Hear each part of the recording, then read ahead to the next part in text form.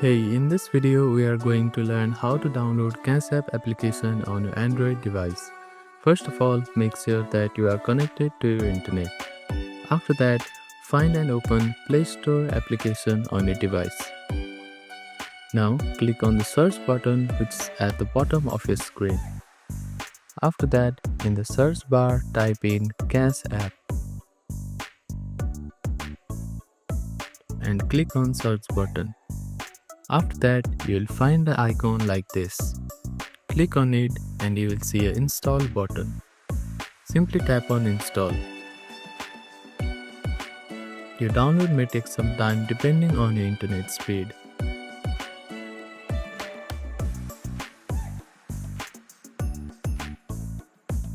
After your download is completed, your installation will be automatically started. Now, simply tap on open button to use the application. You can also find the CashApp application on your home screen. Simply tap on it to use it. Thank you for watching this video. Please do not forget to like, share and subscribe to our channel and comment down if you have any queries.